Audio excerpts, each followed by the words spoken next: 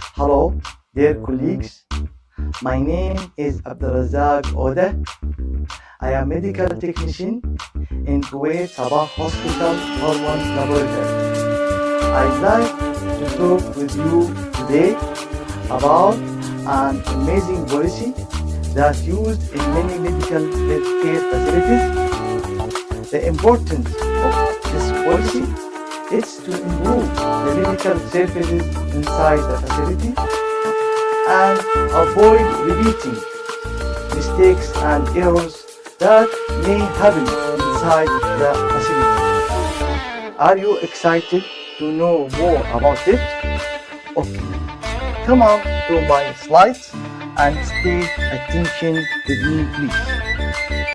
The points that will be discussed in our lecture are: firstly, clarifying the concept of our target policy, the importance of policy, what are the purposes and objectives, the slides that our policy concern, who, when and how to write it, differentiate between types, steps of policy, review some barriers, and finally the feedback. Our lab committed to the safer service, improved clinical and social care for patients, staff, visitors, specimens, and reports. Our lab recognized that no healthcare environment will be absolutely safe without error and incidents. So it's important to identify causes to ensure that lessons are learned to prevent reoccurrence. Therefore, it was necessary to put ROB that's shown on the left figure, and as you see there are 12 items. The policy that I wanna demonstrate today, it's a recording of any event that affects patient or employee safety, any deviation from usual medical care, causes an injury to the patient, or passes a risk of harm including errors, adverse events, and hazards. Do you get it? Do you know which policy I wanna to demonstrate it today? Yes, excellent. I am talking about an incident report policy. This is my issue or my topic today.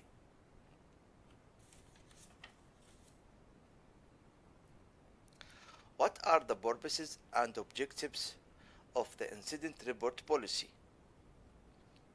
To comply with relevant legislations and standards.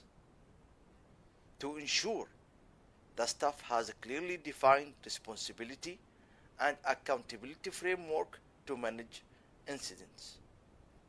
To provide a record of circumstances that may require later. To provide analyzing and identification of factors contributing to incidents. The slides that our policy concern, it can be for specimen, patients, medical reports, staff, and it can be for visitors. To write the incident report.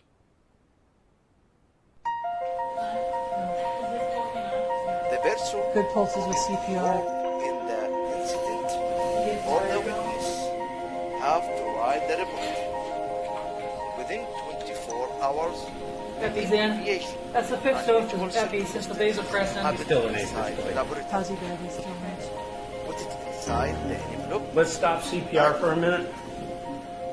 After that, filling the form, put it inside in the He doesn't have a appropriate pulse box. or audible heartbeat. Don't forget to inform your Is he assisting senior. at all? There are two types of incident reports inside my unit hormone laboratory. Here showing the internal incident report, which should be filled if any mistakes and errors happen inside my unit. And here showing the external incident report that should be filled if any errors and mistakes coming from outside my unit.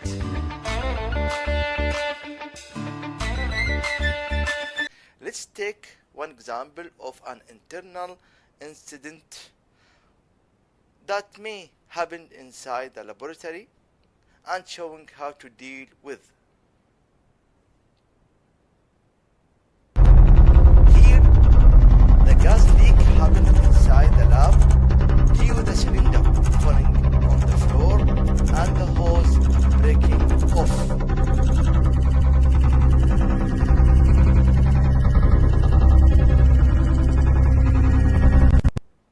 I dealt with this situation according to the high quality and security and safety procedures.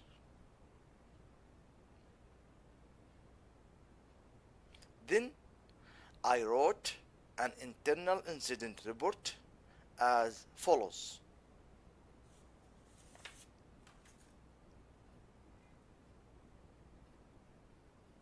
In the first part, you should put some information about the date of the event, the place, and your name. Then summarize the event, the impact, what immediate action was taken, and your suggestion. Then you should put it in the internal incident report box, which is beside in the hormone laboratory. This is box beside the LCMS room. Before showing you how to write the external incident report and giving example, there are some points that should be illustrated. What is the incident? Steps of the incident prioritization, and finally how to give feasibility assessment code score.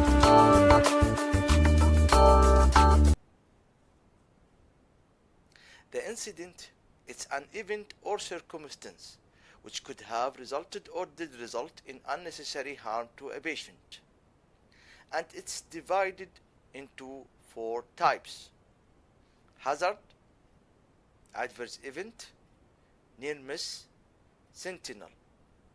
The hazard incident, it's an incident or a circumstance that has the potential to cause harm. Adverse event is an incident that results in harm to patient.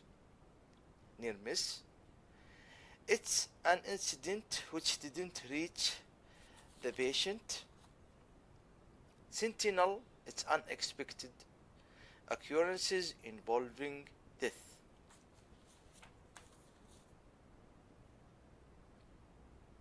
There are 4 steps of incident prioritization.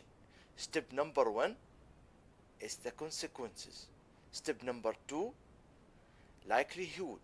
Step number 3, the SAC score. Step number 4, action required. The consequences, it's divided into 5 groups as showing on the slide, from minimum to serious. The minimum consequences, it means that the patient with no injury or increased level of care or length of stay. Minor, it's a patient required increased level of care. Moderate, it's a patient with permanent reduction in bodily function. Major, it's a patient suffering a major permanent loss or function. Serious, it's a patient with death.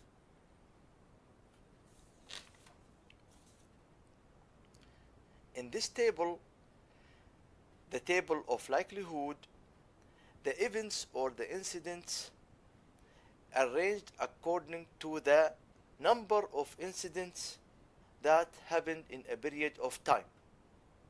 As you showing there, it's arranged from the rare to the frequent. Let's take the rare likelihood. It means that the event that may occur every 5 to 30 years. Unlikely, it means that the event or the incident that may occur from 2 to 5 years. And if the event happened from 1 to 2 years, it means that possible. Likely, several times a year. And frequent, it means that the event happened every weeks and or month.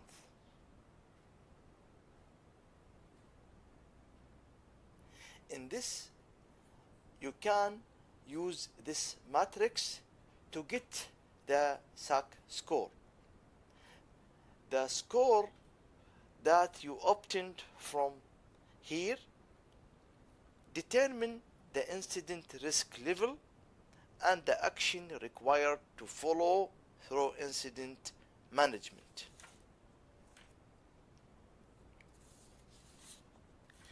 If your score is number 4, it means that low risk.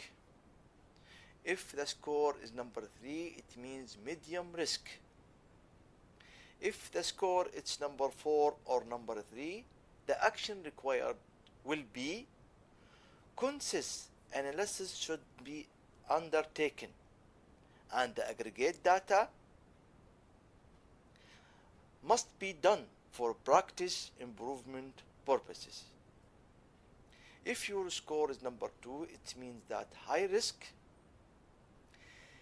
detailed investigation required, and you should notify organization director.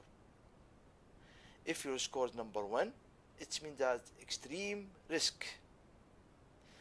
Root cause analysis investigation must be undertaken and immediate action required, and don't forget to notify organization director.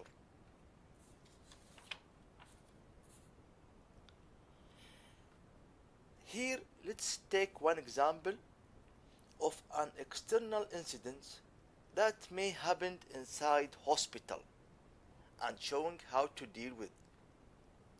Let's assume that in one day you receive contaminated request from medical ward 1. You call the ward and the ward refuse to reprint the request. Then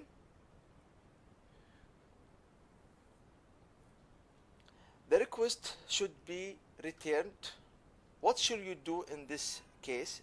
The request should be returned. The specimen should be processed and run. Inform your senior, and the external incident report should be filled as follows.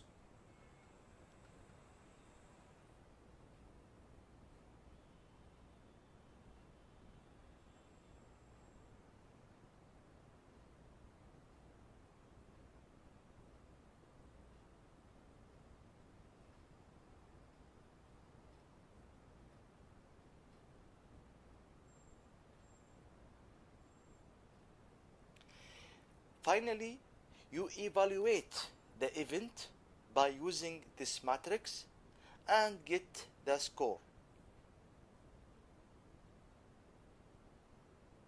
At the end, you should submit the external incident report and put it in the appropriate box.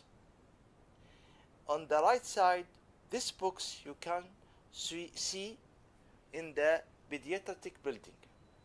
In the middle box, this is the external incident report box, which you can see in the MBK building beside the corridor of the casualty MBK ward. and on the left side you can see this box in front of the director office. There are some barriers of applying the incident reports, like for example, fear of blame, lack of feedback, high workload on the staff, and finally maybe the person who is involved in the event think that the event is there for reporting. One of the key success elements of any incident reporting system is feedback giving back to the staff in a timely manner. Regular reports on incident investigations should be given to relevant clinical and management teams as well as the ward staff. Feedback report should include the outcome and recommendation of the investigation and the improvements achieved as a result of the investigation.